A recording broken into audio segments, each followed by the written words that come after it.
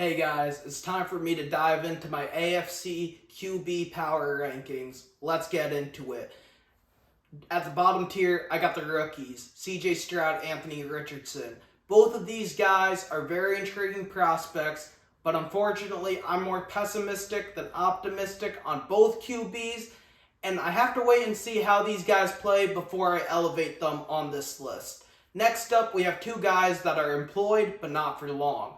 Their writing is on the wall in Tennessee. Ryan Tannehill is set to become a free agent after this season. They drafted Malik Willis last year to be the successor. Unfortunately, that didn't pan out. This past year, they drafted Will Levis in the second round, hoping that he can be the guy. But Tannehill isn't going to be a Tennessee Titan for very much longer. Next up, we got Jimmy G. Jimmy G is a stopgap. The Raiders don't view him as a long-term answer, and a realistic expectation is for Jimmy G to get injured. That's the reality of the situation. He's been banged up in New England. He's been banged up in San Francisco. I have no reason to believe why he won't get banged up in Las Vegas. Next up, we have a tier of two guys that were drafted based off their situations and are good fits for their organizations, but aren't ultimately good enough to elevate their respective teams. Kenny Pickett and Mac Jones. Kenny Pickett was a Pittsburgh boy. The Steelers knew exactly what they were getting into when they drafted Kenny. But I don't view him as a guy that's ever going to be considered as a top 8 quarterback in the AFC, maybe even a top 10 quarterback in the AFC. I think at best, he's a better version of Andy Dalton. Could he win you a playoff game? Maybe, in the right situation, but he's not saving your franchise. And with Mac Jones, he doesn't have bust potential. I think he will be good to a certain degree, but he's not a Mahomes. He's not Josh Allen. He's not saving the day for anyone, and last year he was in a QB battle with Bailey Zappi halfway through the season. Mac Jones isn't a long-term answer in New England.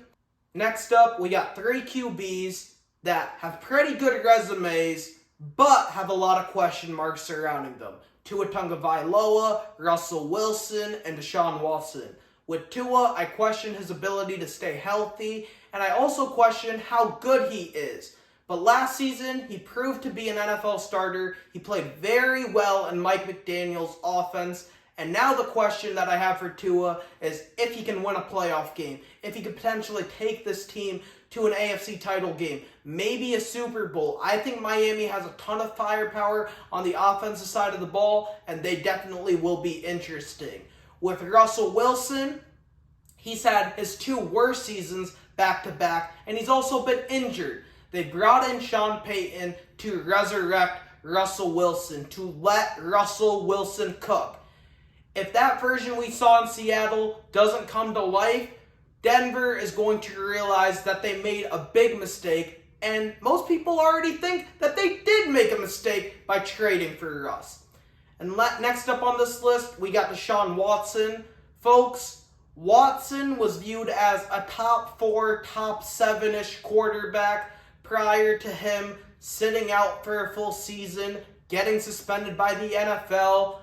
If the Deshaun Watson that we saw in Houston comes back to form, Cleveland can play around in the AFC.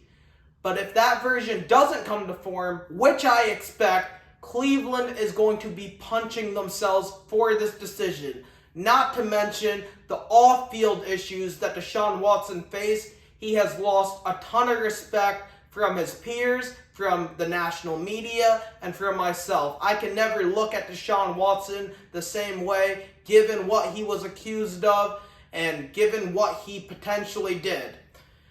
These next 6 guys all have the potential to be viewed as the second best quarterback in the AFC at the end of the season.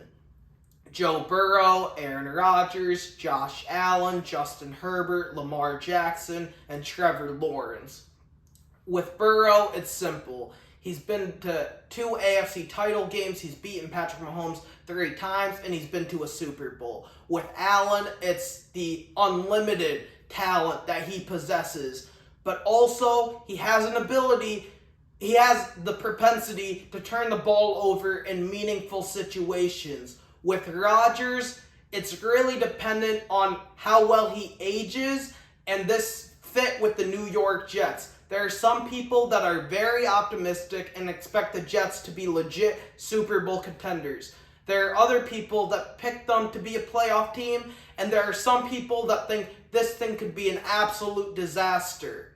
With Herbert, much like Allen, it's the talent, but we haven't seen it in the biggest stages and in the biggest games. The last we saw of him, he blew a 27-0 lead to Trevor Lawrence. I have him above Trevor Lawrence on this list.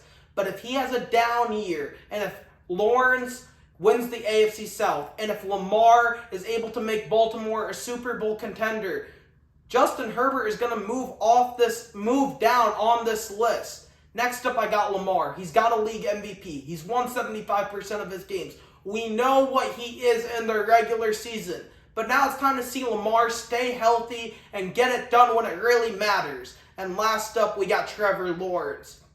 Trevor Lawrence showed everyone that Urban Meyer was the problem his rookie year. He took a massive step up with Doug Peterson. Now the question is, can Trevor Lawrence go from Pro Bowl caliber quarterback to MVP quarterback? From a top 10 guy to maybe a top 5, maybe even top 3 guy in this league. I believe he's capable of it with Calvin Ridley, but we have to see how this season plays out.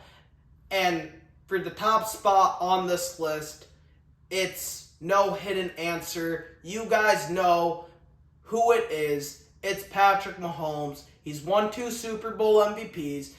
He's championed this team to victories in Super Bowl 54 and 57. He's also won 2 league MVPs, and he's hosted 5 AFC title games in his building. Patrick Mahomes is where it's at, and I gotta give this man his respect. That's my list. Please let me know what you think in the comment section down below, if I should have anyone higher or lower on this list. Thank you, guys.